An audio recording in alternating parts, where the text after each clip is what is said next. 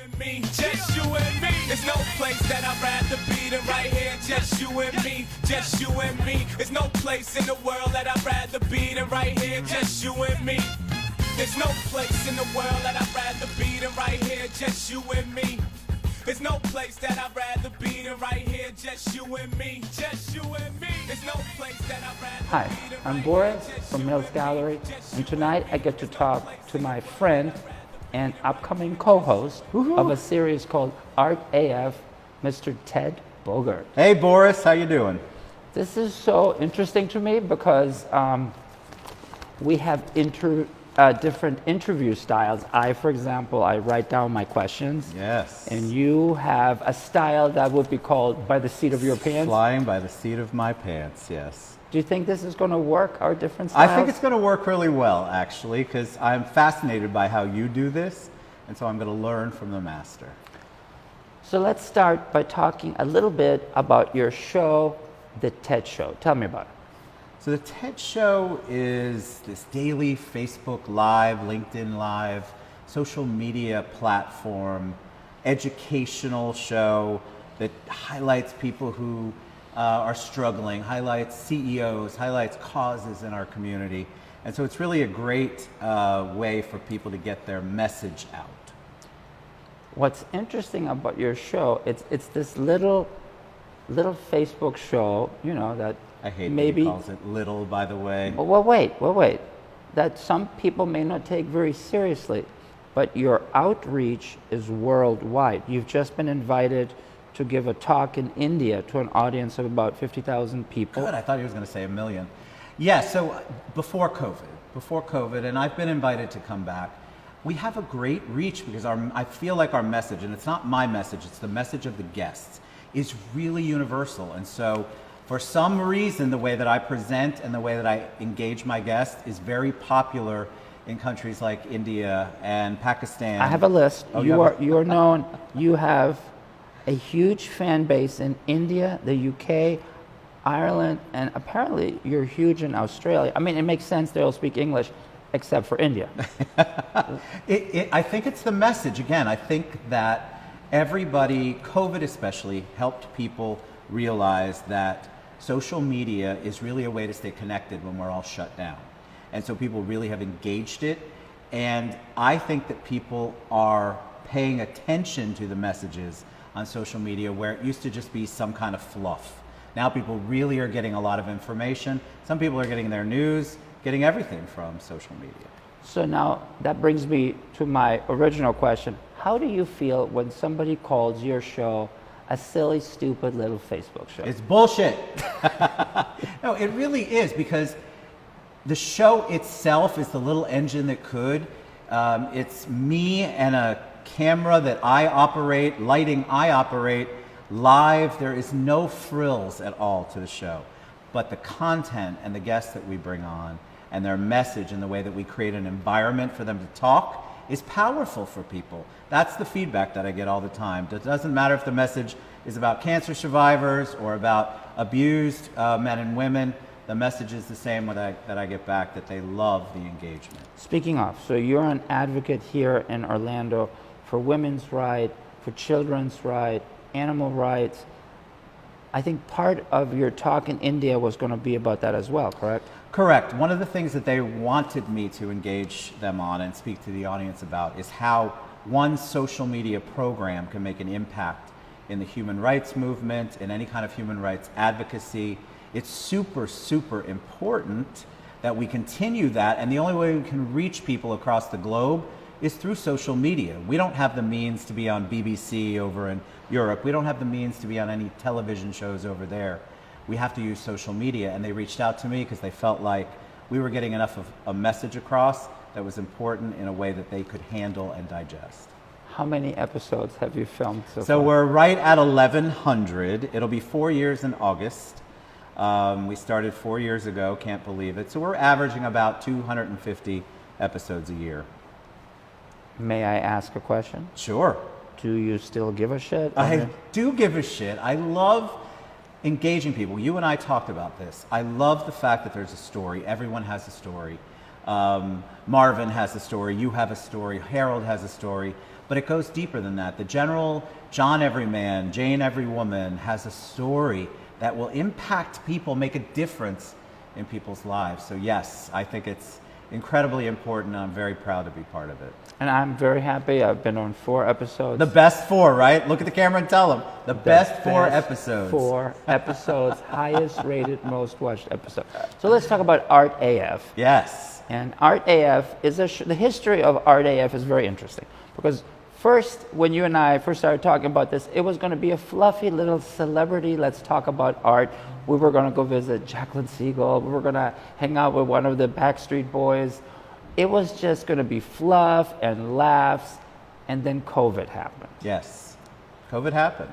And then we tried to pick up again, and then something else happened to you. Yes, so I was diagnosed with prostate cancer out of the blue. Had no idea, no history, no family history of any of that. And it was during the height of COVID. I got diagnosed in April of 2020, but I had not been feeling well for a little while. What was great about it, and I know you don't always like me to be that positive, right? I don't have to be positive, is that I was able to deal with my disease, my condition, my challenge in a world where I got to set the narrative. And so nothing was open, so I wasn't running into people all the time. I was able to actually deal with my cancer in a way that was super healthy for me, and yet super private unless I shared it, which we had talked about, I had shared. Well, but you did share it. I did. You took control of that narrative as well. Some people would say, did he do it for shock value? Did he do it for more listeners? You did it, why? So I had people telling me, don't announce it, Ted. People are going to use it against you, which I found fascinating. If that's the world you operate in, I feel really bad for you. I don't look at the world like that, but I knew that I didn't want people talking about it and be afraid to reach out to me. So I went on my show. We ended up with about 85, 90,000 views of that show. And that was me announcing my cancer, announcing that I was going to kick its ass, asking for prayers, but telling people that I'm going to be okay and please don't treat me any differently. And that worked like a charm. And what I got from that is all of this amazing love and support that I kept with me as I'm going through my treatment. So it was me taking control, because that's how I like to do things, obviously. And you know, you and I were communicating at that time, not by phone, but by text, because, you know, we had stopped talking about the show because you were going through this, and, you know, we're trying to make each other laugh. And you were loopy because of the medicine. It was a lot of fun during a difficult time for you.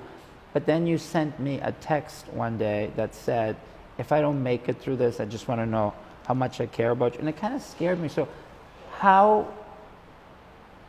close were you to passing? You know, I think with cancer, what you have to realize is that everybody's close.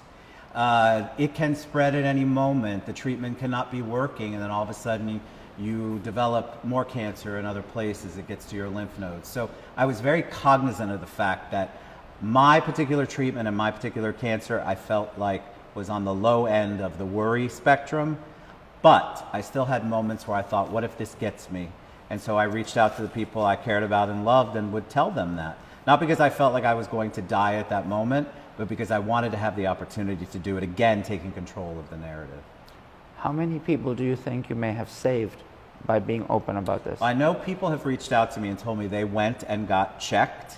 I have people who've told me they had a prostate exam, they had breast exams, they went and did things because I think because of my persona, people thought I was invincible. And so if I can get it, they can get it. So many people reached out to me and said, I went because of you. Well, you told me actually some people actually found something. They did. So some people found cancer. I won't tell you exactly where, but they found cancer, and it was so early for them that their prognosis is amazing, and they're both, the two that I'm thinking of off the top of my head, are survivors. What's your latest health update? My latest health update is they don't say it anymore, but I'll say it. I'm cancer-free. Yay. Cancer-free. I'm in remission. There is no trace of cancer. My blood work is good. And so you just keep plodding along. And I try very hard not to think about I think people get too focused on it coming back. It was never going to beat me, and I just refused to go down that path. You know what must feel good? Because, you know, you're a popular guy in Orlando, and your birthday Thank bash is... Are you having the birthday bash? We're working on the birthday bash again, because, of course, we couldn't do it last year. I know. I want to be invited. Marvin. Marvin's definitely going to be Marla invited. and I are going to be there. But I know that Orlando came together while you had this health crisis. They did. That must feel good. It felt amazing. The amount of love and support that people checked on me that I didn't even know followed my show. I didn't even know knew me. They would check on me periodically just to say, hey, how are you? Nothing intrusive. They just cared. And that meant a lot to me. And I think that has a lot to do with the fact that through the show, people feel like they know me. And so they were personally invested in my recovery. Well, I'm glad you're healthy. Thank you. You know, it took 2 years from us talking to sitting here. We both didn't give up. We did not. So let's talk about Art AF. So the great thing about Art AF, we get to work with Cindy Bowman Lafronz, who's the editor of the Orlando Arts magazine. First of all, I can't believe this amazingly brilliant woman is working with us two goofs. But two goofballs. Yes, but she is. And what you and I will do in the show, we're going to talk to important people in the art world, or maybe just rich people, or whatever, but the movers and shakers. And her part is at the very end, she addresses the audience, and she is going to talk about whatever opportunities there are for people, whether it's food bank, whether it's a community art project, whether people with health issues and they don't have insurance, that kind of stuff. I'm going to tell you why I'm doing the show. Please do. I've gotten in trouble in Orlando for being the gallerist who doesn't care about art. What I do care about is the artist. Artists are notorious for not being good with money, for not being able to sell themselves, for not being able to advertise themselves, for not knowing how to get into a gallery. My thinking is very simple. Without artists, there's no art. You're right. And the government even came up with a term, vehicular residency now, because people are losing their homes, their apartments, they're literally living in cars. So what I want this show to be a place where we can put the high and mighty, not on the spot, but ask them, how are you helping? What are you doing to help the artists? Why are you doing this? I feel like the arts community, while very talented, is not cohesive. There's a lot of awards giving to the same people over and over again. Incestuous giving. Grants. Yeah. The same people get the same grants from the same big companies, and it's all a big to-do, and they all love each other, and we all do love each other. And it's not that they don't do great work, but it's the same people over and over again, and there is a large group of people that get left out.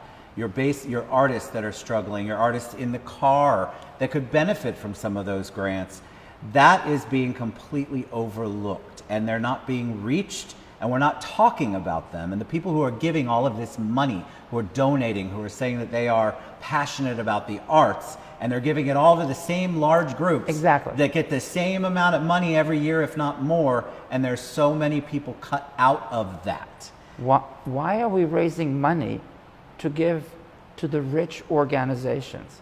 There are people who literally are losing their places to live because they don't have money to pay their rent. A lot of that has to do with show, right? You could love the arts and still want to be on camera and make sure you get a picture at the big arts event of the season.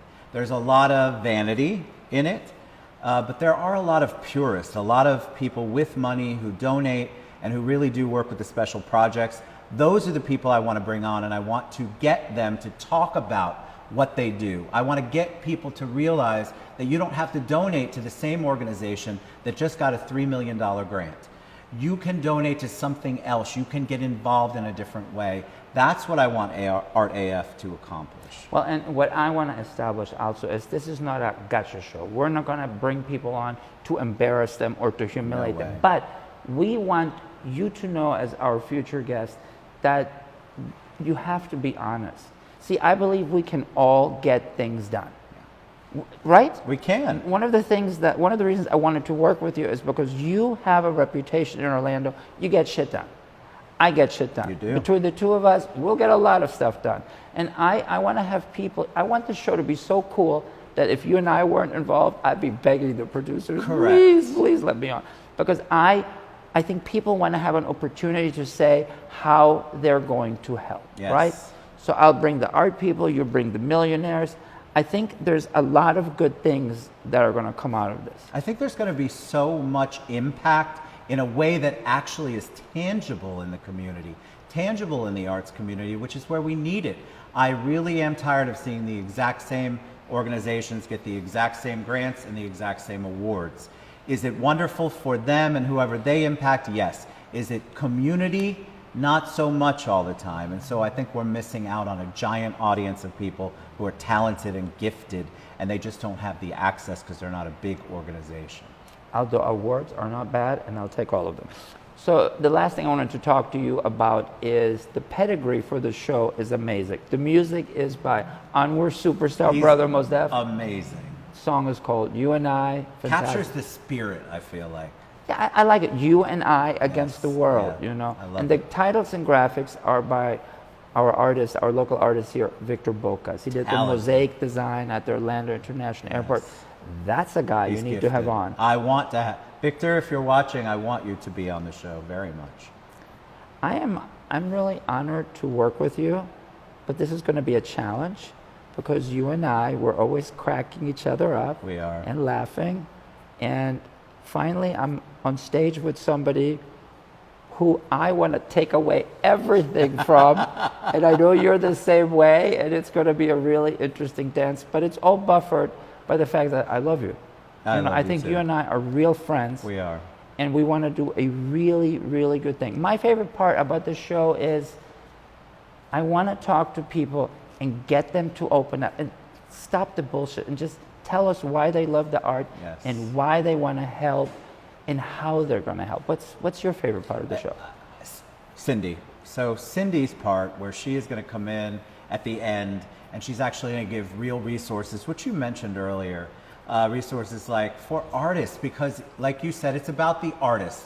Now, I happen to love art and the artist, but I do love the artists like you do, and I want to see them be able to access the resources. Sometimes they don't even know. And Cindy's going to get on every time and talk about food banks, medical, maybe even professional resources, ways to help them when they are out there struggling, and they're all struggling right now. When they're out there struggling. So she's going to give real tangible things that they can do immediately on the spot, and that is what I love. So I'm looking at a release date of August, September. There's only going to be 12 episodes per year, but they're going to be good. I know you and we're going to do good work. We are. Again, I'm so honored that we finally get to work together. So honored. Any final word? I am honored to be part of this, and I love that our dialogue together and our interaction is different for me. This is different. I'm not used to being this vocal. I'm not used to really participating in the discussion. I'm mainly on the sidelines helping mediate it. And I love the fact that I get to actually speak my mind on this show. Can I talk about something to close that you and I always talk about, the fact that I want you to show your true personality because you're always the nice guy and he ain't. And people think that I'm the devil, but I'm not, you know, and I just want us to like really be fun and engage. Yes. Of course he's nice, but you know what I mean? I do. Your persona is Ted Bogert. I have nice- I have a very sardonic, sarcastic side to me that I don't show on the show because I'm there to promote them. Right. Here we're promoting an agenda. We Yeah. have something we want to accomplish. That's a different approach to me, and so I have no problem speaking my mind and letting my hair down, so to speak. So I'm going to say Art AF, and why don't you tell them what Art AF stands for? Art as fuck. Just you and me, just you and me. There's no place in the world that I'd rather be than right here, just you and me. There's no place in the world that I'd rather be than right here, just you and me. There's no place that I'd rather be than right here, just you and me, just you and me. There's no place that I'd rather be than right here, just you and me, just you and me. There's no place in the world that I'd rather be than right here, just you and me.